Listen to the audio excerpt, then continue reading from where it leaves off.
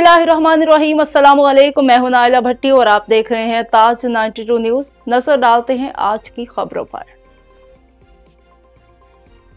खबर शामिल करेंगे हैदराबाद से। अब्दुल जब्बार मेमन की रिपोर्ट के मुताबिक सिंध ज़राई यूनिवर्सिटी की ज़ेर मेज़बानी और हायर एजुकेशन कमीशन के तावन से पहली आल पाकिस्तान गर्ल्स जोडो चैंपियनशिप इख्तिताम पजीर हो गई और सख्त मुकाबलों के बाद Punjab university Lahore 3 gold medal, 3 silver और 2 कांसी के तमगे हासिल करने के बाद पहली पोजीशन हासिल करते हुए चैंपियनशिप 2023 की फातेह बन गई है, जबकि Lahore garrison university 4 gold medal, 2 silver medal हासिल करने के बाद दूसरी और Lahore college for women university ने 1 गोल्ड मेडल, 2 सिल्वर और 3 कांसी के मेडल हासिल करके तीसरी पोजीशन हासिल की।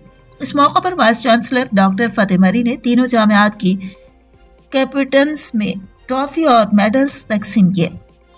इस ज़मन में मीडिया को तफसीलात बताते हुए डायरेक्टर स्पोर्ट्स अनवार हुसैन खानजादा ने बताया कि पंजाब यूनिवर्सिटी की मिशाल वाइन ने 40 किलोग्राम कैटेगरी, सहन ने 52 किलोग्राम और अनम ने 70 किलोग्राम में गोल्ड मेडल हासिल किए। लाहौर ग्रीजन यूनिवर्सिटी की कायनात ने 44 किलोग्राम कैटेगरी में, महर गिल ने 48 और शास्ता ने 63 किलोग्राम, जबकि मोनिशा अली ने ओपन कैटेगरी में गोल्ड मेडल हासिल किए। इसी तरह Lahore college for women university की सुंबल फातिमा ने 57 किलोग्राम कैटेगरी में गोल्ड मेडल हासिल किया। इख्तितामी तकरीब से खिताब करते हुए वाइस चांसलर डॉक्टर फतेह मरी ने कहा कि इस चैंपियनशिप ने मुल्क की मुख्तलिफ जामियात की तालबात में रवाबित और मुकाबले के लिए मौक़े का माहौल फराहम किया, जबकि पाकिस्तान के मुख्तलिफ हिस्सों से आने वाली तालबात को सिंध के तालीमी इदारों और सकाफत देखने और समझने का मौका भी मैसर हुआ।